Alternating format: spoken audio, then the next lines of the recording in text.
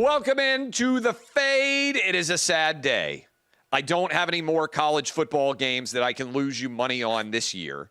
We do, however, have two more games in the NFL, AFC, NFC championship games. Cannot wait to watch them on Sunday. We've got Washington on the road against Philly, and we've got the Bills on the road against Kansas City. We are going to break them down for you. But first, Kelly Stewart was watching the inauguration all day, I know, because I saw some of the texts throughout the course of the day. I was there at the inaugural balls. I was not in the rotunda for the actual inauguration. But, Kelly, I am an unabashed, as you are well know, supporter of the First Amendment and boobs. I nearly got fired in 2017 for talking about it on CNN. I have continued to be an unabashed supporter of the First Amendment and boobs. This is not AI. This is really me. I thought that Lauren Sanchez's inauguration day outfit was too much. Now, I've got analysis here for you, and then as someone with boobs, I want to hear what you think of my analysis. To me, again, I love boobs. I love cleavage. There is a range of appropriate cleavage depending on the event that you attend.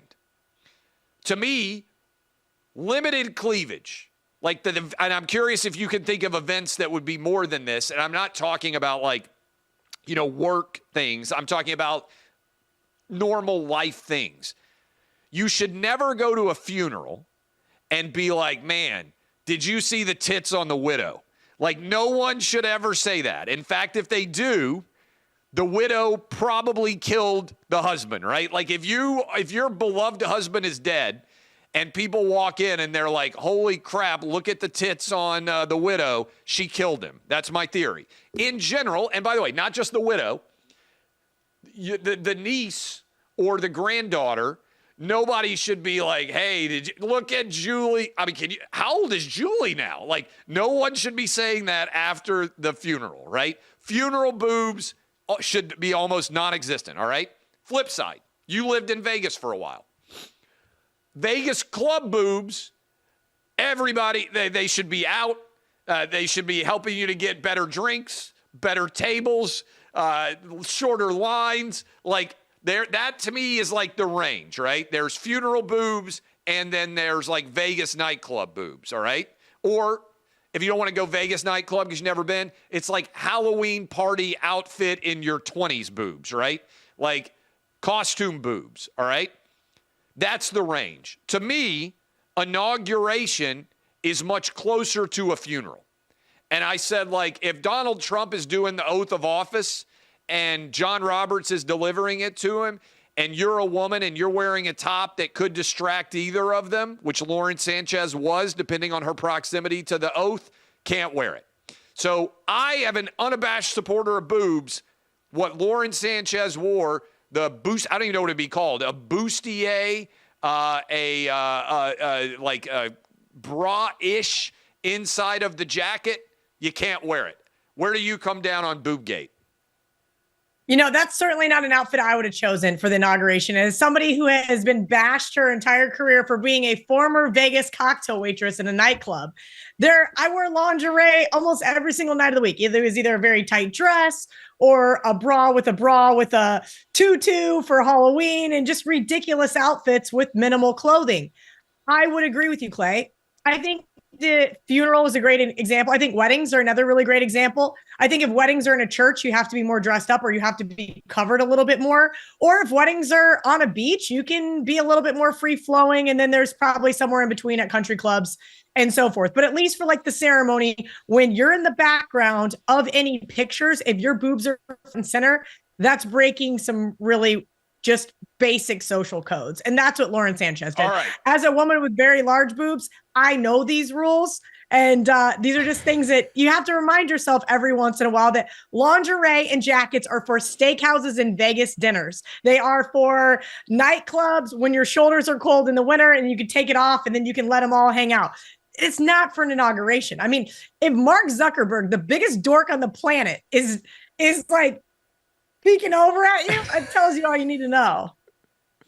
All right, so I've got multiple questions now. What should Jeff Bezos say? Like if he has a thought, which I would imagine surely Jeff Bezos at some point, he might not say it, but surely he thought. Like I'll give you an example, Kelly. You have a serious boyfriend, fiance, whatever you want to call him.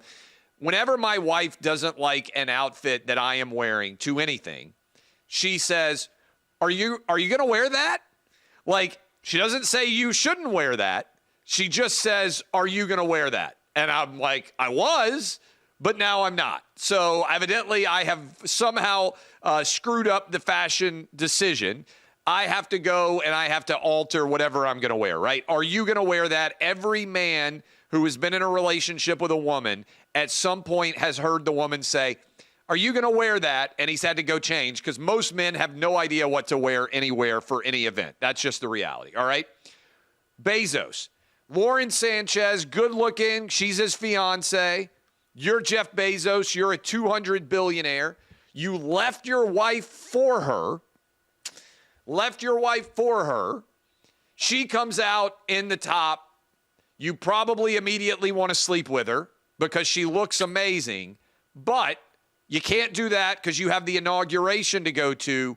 What could a man say in that situation if he was of the opinion you're showing too much boobs here? And or is there anything that any man can say? No, that's a good question because I have certainly been asked if I was going to wear something before. Like I had this sheer top that you just wear like a bra or like something underneath. And I was going out with my friends and I got an absolutely not. Are you trying to get picked up by every man in the bar? But that's like, was that you going out with your girlfriends or was that you going out? Okay. So, let me pause here. So that's him being like, you are putting off way too hot, like bangable vibes. Like that is a boyfriend or husband being like, or like there's probably some dads out there that have been like, no. You are 16. You're not wearing that dress. You're not wearing like that. That is the male like, hey, I'm not with you. This is a little bit different. Have you ever been told by a boyfriend, husband, significant other when you were going out with him? I'm just curious. Hey, you're showing too much cleavage, change. I'm going to pause you while you think about that.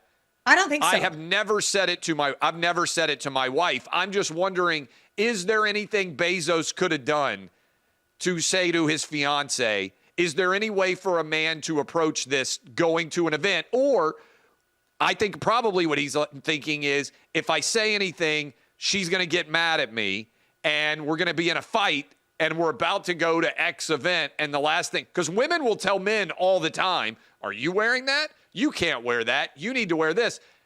I don't know that men can say that to women. So is there a way to actually say it? It's hard, Clay. And here's the reality. This reminds me of going to a wedding in New Orleans, right? I was told it was in the Garden District, outdoors.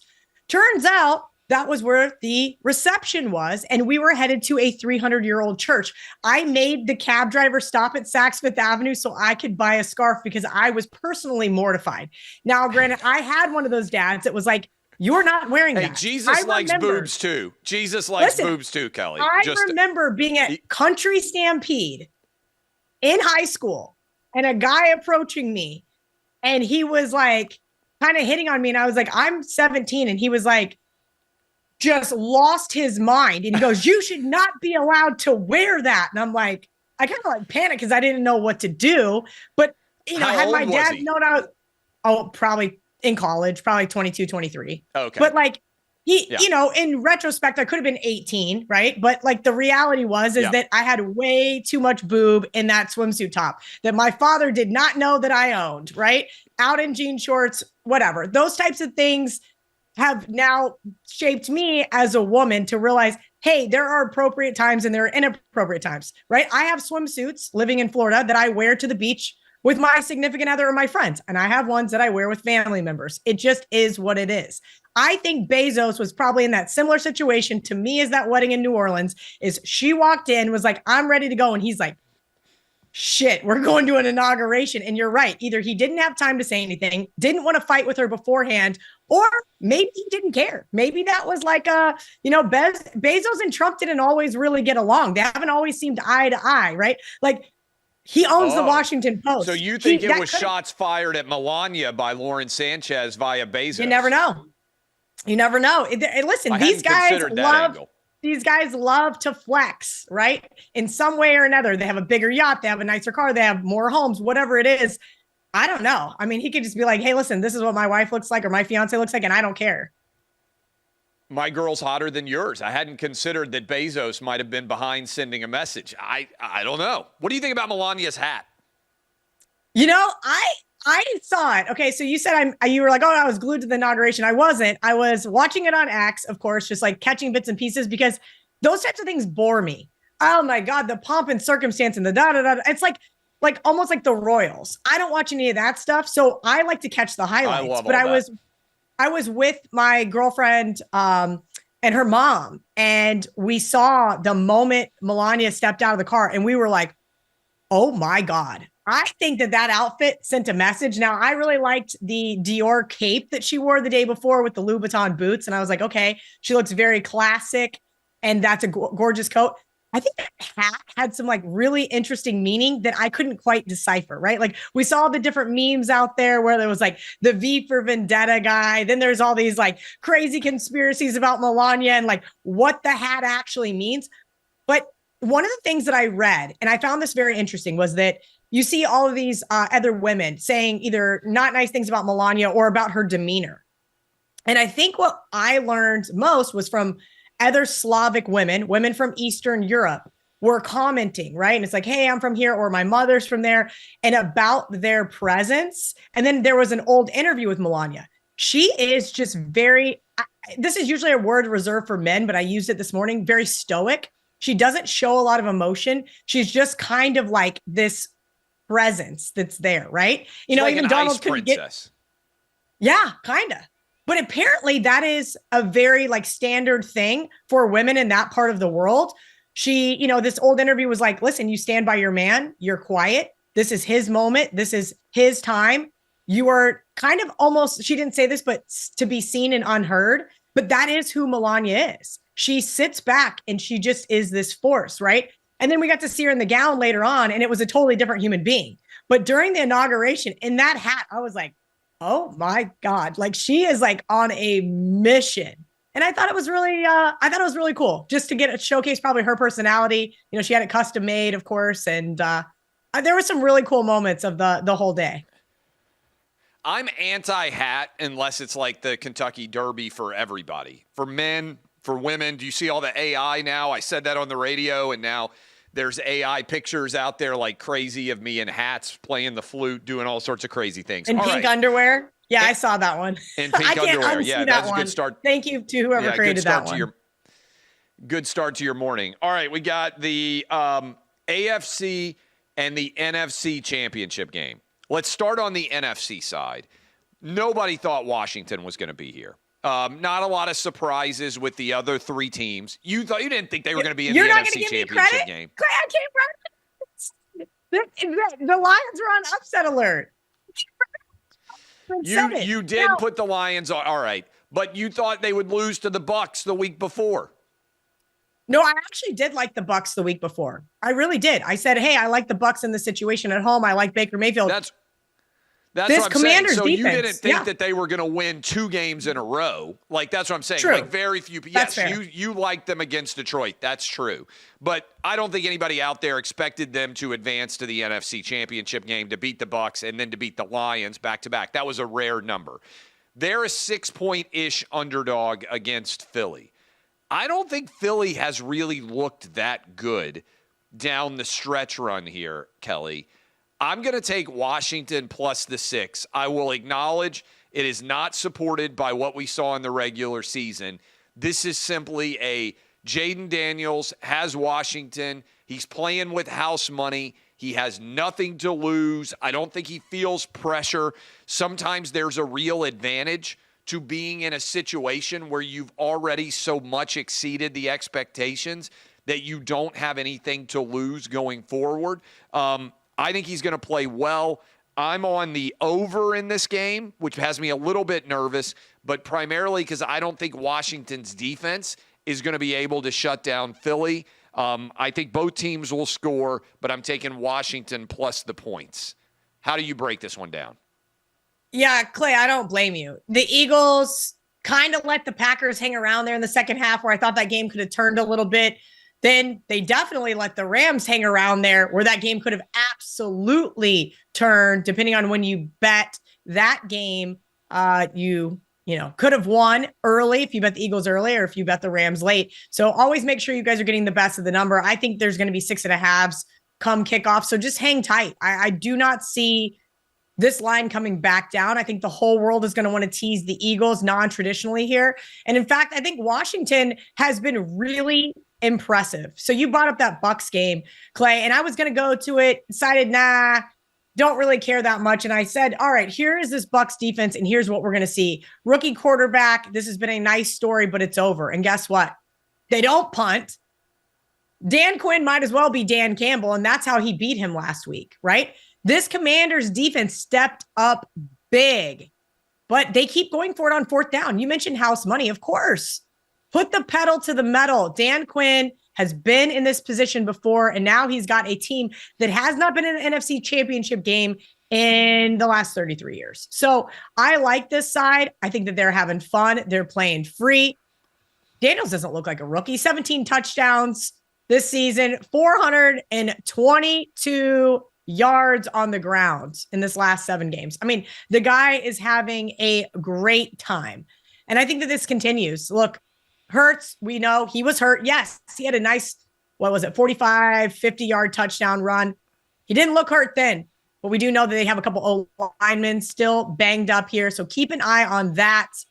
Obviously, they have A.J. Brown, who is just such an elusive wide receiver. So if he can be contained, I do think the Commanders can cover this game. I will say this, my good friend Ralph that has a database shared with me, if the Commanders can win this game, which means they win 3 road games and go to the Super Bowl, teams in that scenario, lifetime, 8-0 against the spread.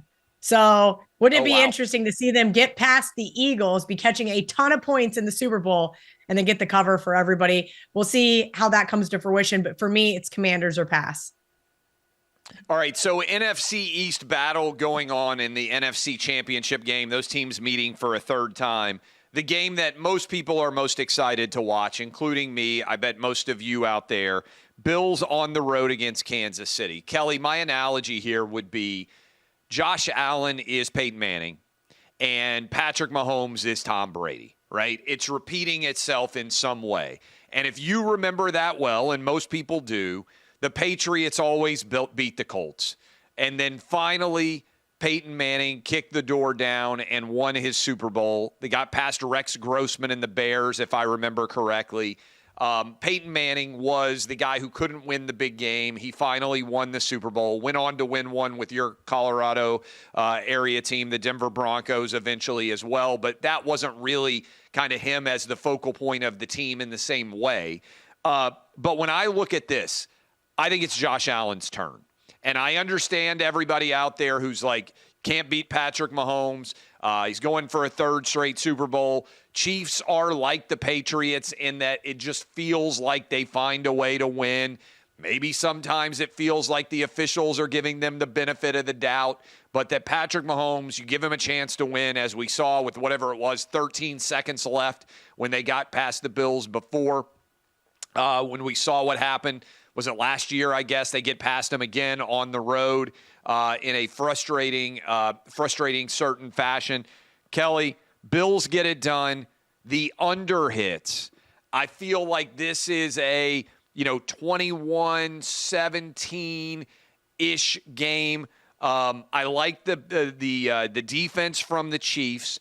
I'm not sold on their explosiveness outside of, we know Travis Kelce's like 160 years old and he's had a good playoff performance last week. But I'm going with the Bills. Josh Allen gets it done. It feels like it's his year to take the long-suffering Bills to the Super Bowl. So I'm taking them as the underdog. I also like them to win on the money line.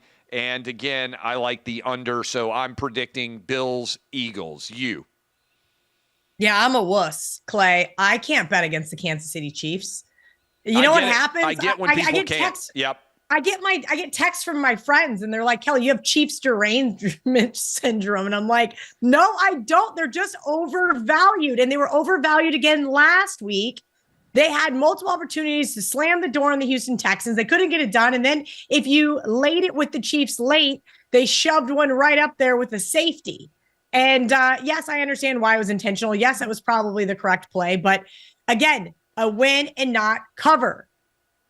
Look, the Chiefs defense looks great. Steve Spagnuolo's done a great job with that team because Patrick Mahomes, for a better part of the season, had thrown more interceptions than touchdown passes. Now he's cleaned it up a little bit. But I do think that getting over a touchdown with the Bills is the right move here. The problem is that I don't have anything to hook them up with. So what I did do last week, Clay, as soon as the Sunday night game was over and the Bills beat the Ravens, I teased them with Monday night in a non-traditional teaser with Ohio State. I know that does your audience no good. And that's the hard part here. So if you can have the opportunity to do an open-ended teaser, maybe you'll have an opportunity to close it in the Super Bowl. But this is really tough. Chiefs are 15-2 in the playoffs. And of those 15 wins, every single one of them has been by 3 points or more. So that's my problem here with the point spread. Either the Bills run away with it, and you said you like the under. 5 of the last 6 Bills road wins have went over the total. So I think there's a correlation between the Bills offense really clicking, this game going over the total, and them winning. So I think the correlation is Chiefs to the under if you like the Chiefs. Again, I'm a giant wuss. So I'm going to tease the Bills here. I'm going to look at some player props as well. Patrick Mahomes, over 250 passing yards in 5 of his last 6 games against bottom 10 defenses.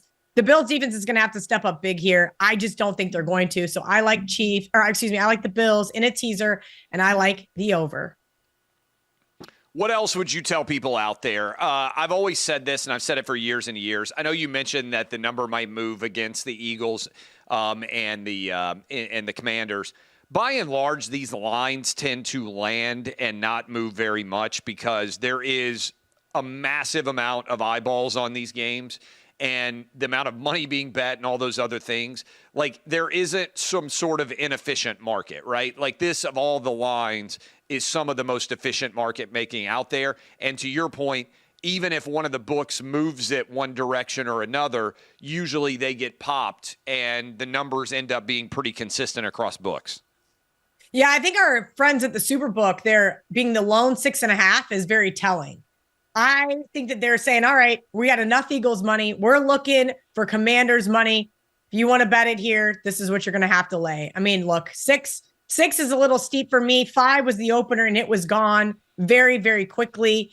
I don't think this game gets to 7. I'd be very surprised if it did. But hey, the Rams got to 7 before kickoff last week. It ended up being the right side. Hang tight if you like the Commanders. I think even hang tight if you like the Bills, you may see a 2.5. Not that that's much more significant than a 2, but I definitely don't think we see that one get to 3. Kelly, I know that you have now to go talk with the guys at Hot Mic. You and I won't do a show next week, but then we will be live in New Orleans for Super Bowl week. So OutKick is going to have what I'm told is a very cool set. A lot of fun things going on. We're taking a decent number of people down there to do shows. Should be great. And so I'll see you there. Should be a lot of fun. Can't wait. Dress appropriately. I'm Clay Travis. I always dress appropriately. This has been The Fade.